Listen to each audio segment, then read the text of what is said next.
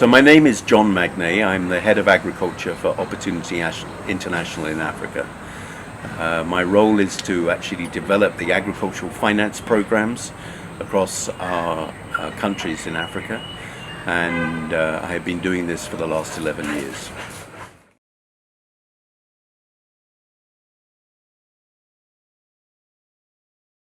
We introduced agricultural finance into Uganda 10 years ago. And our strategy is not just to provide loans to our smallholder farmers, but also provide technical support and information about financial services to our clients in rural areas. Not only do we provide them with loans, we provide training on financial literacy. We're training them in good agricultural practices. And our first engagement with them is actually to profile them as farmers, their household, and the agricultural activities that they're operating in.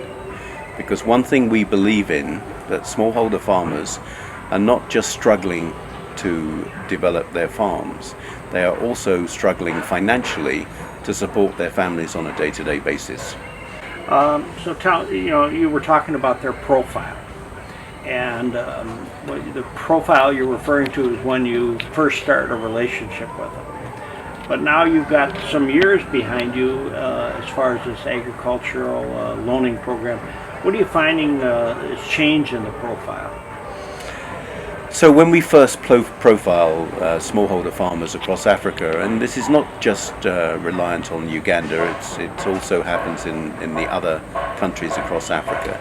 The thing that we identify is that the level of productivity of smallholder farmers is about 30% of what a commercial farmer would be doing. And what we believe has to happen is that we need to raise their productivity through the training and improve their productivity through providing loans that can support their production. But at the same time, we need to understand the pressure on the household for education and day-to-day expenses. And the seasonal income from agriculture is not conducive to their needs financially. So we need to provide them with financial services that actually can income smooth. Today we're in one of your banks in a small town, and I don't know the number of clients or customers you have out there, but the amount of savings in there. Tell us a little bit about savings rather than spending. Yeah, so this is a very interesting one. Our model in Uganda is that we are both a deposit taking and a loan bank. And our clients receive very good interest rates on their loans.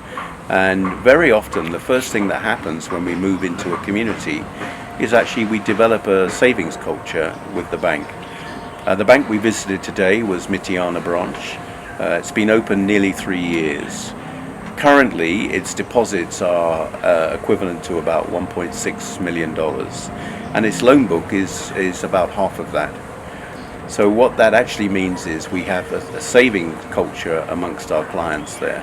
And there are probably, in that particular branch, there are probably 3,000 clients and who are saving with us, and probably somewhere just over 1,000 clients who are actually borrowing money. So we are able to raise the capital that we lend to the communities from our deposit-taking clients. Now, you have a very boutique way of looking at development in rural Uganda.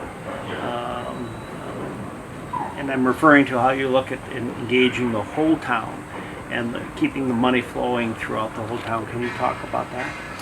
Yeah, so one of the things that we see about rural communities, in the last 10 years there's been a dramatic increase in the ways that clients are being serviced, particularly on a digital basis. And I think one thing that we see in Africa is that the use of mobile money, the mobile phone to be able to transact, has taken off like wildfire in urban areas. But in the rural areas we see a much slower uptake of the use of mobile money. And this is mainly because to be able to utilize mobile money, you not only need to be able to transfer it from A to B, but you also need to be able to have all of the enterprises and actors in a rural community involved in the system.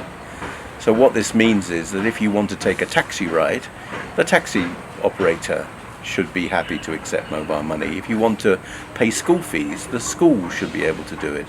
So we believe that by developing a community where the use of mobile money is going on, it means that there is a much faster rotation of money within a community, and actually it is good for all of the community. In the case of our coffee farmers, we are sending them money digitally, but we still find that because there is not an agent who has sufficient liquidity, they will very often drive to the local town to cash that mobile money payment, and then come back and spend that money in the community. So rather than doing that, we want to encourage them to be able to use mobile money in the villages and use it for transaction without actually turning it to cash. Okay, so the farm that we went to today was a coffee farmer. Tell me, you've met him before or heard his story. Tell me a little bit about his story. So let's talk about coffee farmers in general in Uganda. Our profiling exercise determines the level of production and productivity, how many coffee trees they have, how much coffee they're producing. And when we started doing the profiling, we identified that the average farmer was producing less than 0.6 of a kilo per tree per year. If you compare that to a farmer in Vietnam who is growing the same type of coffee, he would be expecting to grow between 4 and 6 kilos. Now, the reasons for this are multiple. The first thing is that the Vietnamese farmers are using new planting material.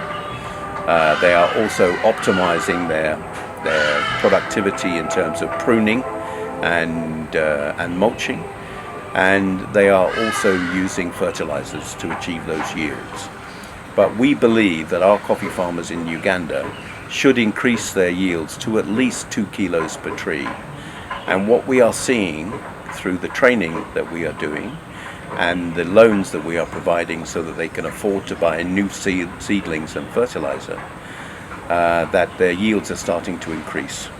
So the farmer we saw today, based upon the numbers of trees that he told us, is already nearly 2 kilos per tree per year. He was about 1.8. He's also planting new coffee, so in the future he will be getting higher yields with the new trees, and we see a bright future for him as a coffee farmer. And as a lead farmer in his area, he is teaching the other farmers within the coffee cooperative to adopt similar good agricultural practices and the use of fertilizers. So one thing I was just so intrigued with is how simple, but yet how diligent he was as far as his coffee plantation. He's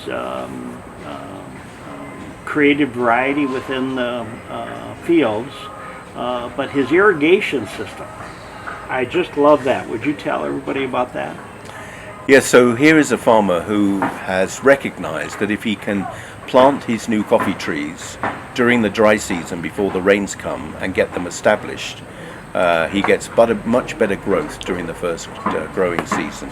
So what he's actually doing is he's getting a plastic bottle of 1 or 1.5 liters. He's filling it with water, turning it upside down and planting it in the ground vertically next to the coffee tree seedling.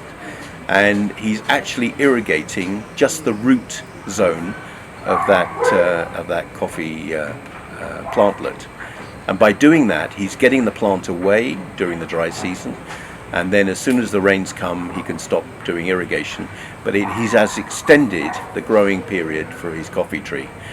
The other thing that this means is that more of his trees take when he plants them, and they will grow more robustly. So it's a very good practice that he's adopted, and he's now teaching that to the other farmers in his area. Speaking of teaching, your bank also is involved with schools, and in that particular town involved with that school. Tell me a little bit about your bank's involvement with schools. Well, a very large part of the work that Opportunity does is we recognize that my team look at the agricultural needs and agricultural finance needs of our clients, but we also recognize that in a growing population like we have in Africa, one of the big growing areas is the need for education and the need for good quality education. So not only do we finance private schools to develop their facilities and develop their infrastructure by putting in finance for sanitation, for accommodation, and for building new classrooms, we also encourage our clients to work with the other schools in the area to develop the quality of education that they are delivering. So we have a whole program of teaching teachers how to work together to improve their quality. It's a training structure that's been well developed and is now being rolled out across the Opportunity Network for education finance. And we're also replicating it with other financial institutions who want to lend money to schools. The bank you're with now, banking is kind of new to you. Your background is what, John? So I'm actually an agriculturalist, and I came to the banking sector purely from my perception that unless we were going to get finance to smallholder farmers in Africa, we were not going to change the face of agriculture in this country. As I said before, the productivity level of smallholders is low, but this is basically due to two factors: the lack of knowledge and skills on best agricultural practices, and the availability of finance to be able to adopt those practices, to be able to buy quality seed and fertilizer and crop protection, to be able to buy machinery for planting and harvesting. So that kind of leads me into kind of some concluding stuff, but tell me, what do you think is the future of Uganda? This is what we are seeing. The massive growth in population in Africa has not really been seen across the other continents, particularly when we have this low level of productivity amongst our smallholder farmers. So what we need to do, Uganda and Africa have large land masses. Land is not a major issue. The one statistic that identifies is that the population of India and Africa is the same, and yet Africa is 10 times the size of India. So at the moment we have good agricultural land, we have good water resources, but we are not utilizing those two assets, and our smallholder farmers are not benefiting from the assets which they have. So we believe that the important thing is to actually take farmers from being just subsistence, where they're just feeding their families and a little bit of surplus cash to support their other household needs like education and health. We need to get them to a productive level. We need commercial smallholder farmers who are being more productive and producing better yields, better quality products, and a diversification away from just staple foods to the larger improved proteins in terms of animal proteins, and a diversification of diet to improve nutrition. And Africa as a whole? What's the future of Africa as a whole? Well, my perception is that the rest of the world is actually getting to the point where it will be not possible for them to grow much more food. Most of the Western world is operating agriculture at its optimum levels, with yields increasing by maybe 1 or 2% per year. But also at the same time, the degradation of water resources and land is actually creating a situation where productivity could be seen to go down in the future.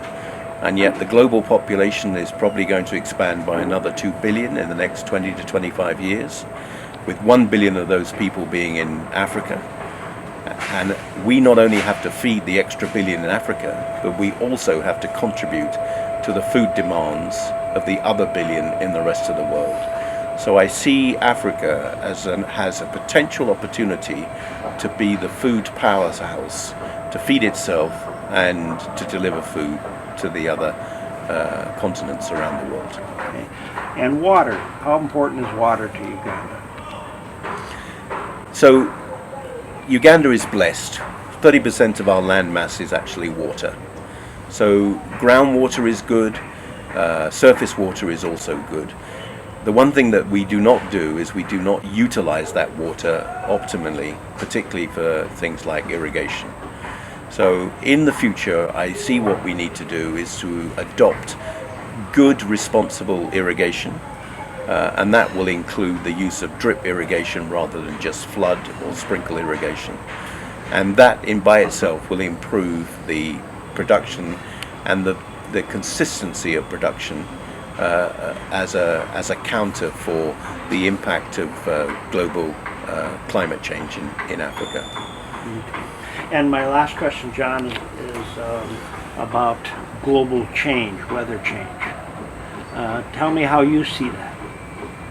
You know, in the time that I've been in Uganda, which is over 40 years now, I am seeing that there is a day-to-day and a seasonal impact on the climate. Part of that is due to the population growth and the pressure that puts on our natural resources. But the major one is that I am seeing that the rains are becoming more erratic. I'm concerned about the melting of the ice caps in East Africa, on Kilimanjaro, Mount Kenya and the Ruwenzoris. And I believe that means that we are heading for a situation where we are going to need to take strategies to improve soil fertility, improve our utilization of water, and be more diligent about our practices to ensure that we can consistently produce food on a season by season basis.